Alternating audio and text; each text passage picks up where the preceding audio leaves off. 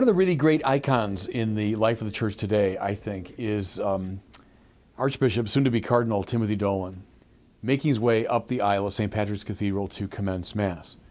Here's Archbishop Dolan now with the people thundering the opening hymn. And he's thumping his Episcopal crozier on the floor. He is beaming at all and sundry. He's kissing babies. He's embracing men, women, children. He is just spreading good cheer in every direction as he walks up the aisle. Now, I would say you'd have to be either catatonic or positively Scroogian in temperament not to find this scene utterly delightful. And it's much more than a good PR. It's what makes Timothy Dolan, I think, arguably, the most effective evangelist in the American church today. Now, here's the thing. Archbishop Dolan is a very intelligent man. The study of American Catholic Church history being his major area of interest, and his intelligence is in everything he says and does. It's very clear. But he knows a great secret. The secret is the most effective way to evangelize is to share the contagious joy of being a friend of Jesus Christ. That's the opening move. That's the best step. And the image of him walking up the aisle at St. Patrick's, to me, sums that up. Look in the first chapter of John's Gospel. You'll find this wonderful scene where two of the disciples of John the Baptist begin to follow Jesus, right? And then he turns on them and says, well, what are you seeking? And they say, Lord, where do you stay? Then they stay with him. They're in close company with him. They commence their friendship with Jesus. And then we hear, right away, immediately, they declare, we found the Messiah. Andrew, in fact, brings his brother Peter to Jesus. We found the Messiah. Notice in that little scene now, the rhythm of all good evangelization. It begins with friendship with the Lord. It begins with this intimacy with him, which leads to joy, which then leads to the desire to share that joy. That's the right rhythm. The friendship and the joy come first, and then the desire to share it. Now let me shift from the Gospel of John to the greatest theological masterpiece in our tradition, namely the Summa Theologiae of Thomas Aquinas. The massive second part of the Summa deals with what we call today ethics, or morality, right? The question of how do you live your life? Now here's the interesting thing. This huge, long treatise begins with joy. What Thomas calls beatitudo in his Latin. It just means joy. The ethical life does not begin with law, it begins with happiness. What is it that makes us happy?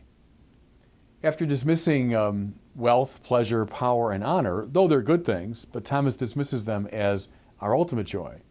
He says our ultimate joy is found only in God. Because of our infinite hunger, it's only the infinite good of God that will satisfy us. God is our joy. Then, in the second part of the Summa, he moves into the habits and virtues.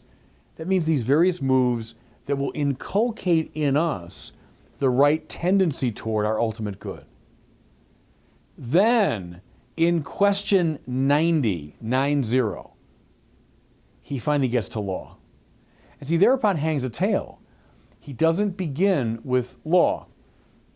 Right, wrong, do this, don't do that. Doesn't begin with that. He begins with joy.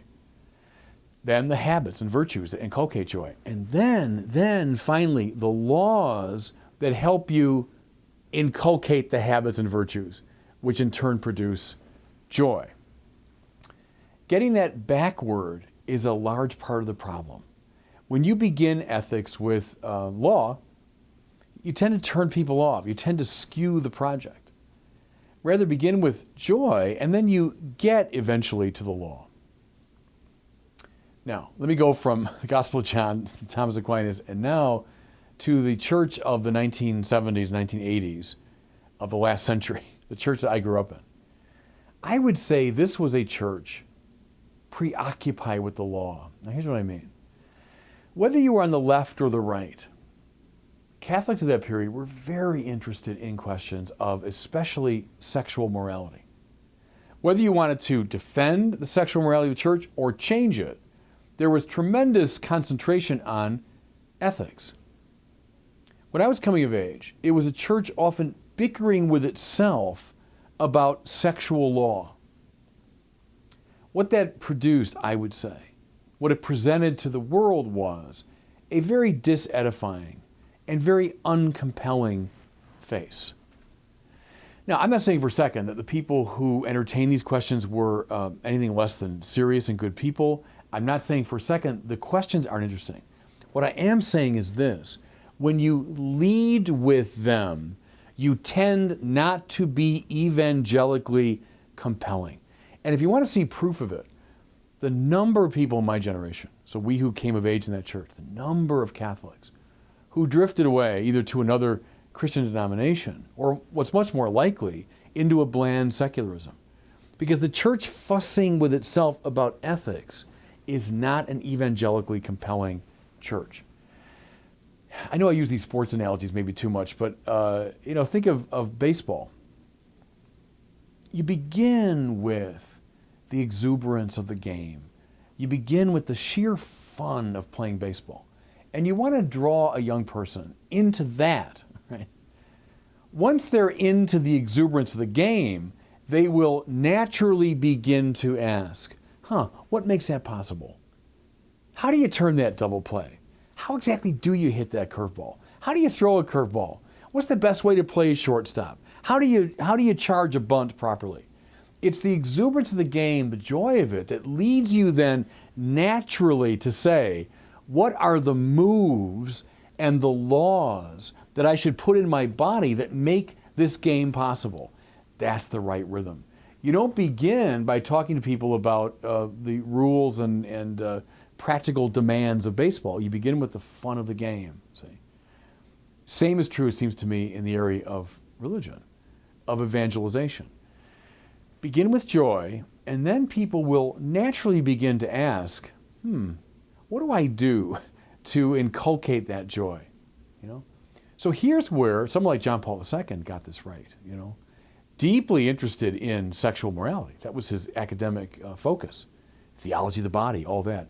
But where did John Paul begin? He always began with intimacy with Christ. He began with a friendship with Jesus Christ.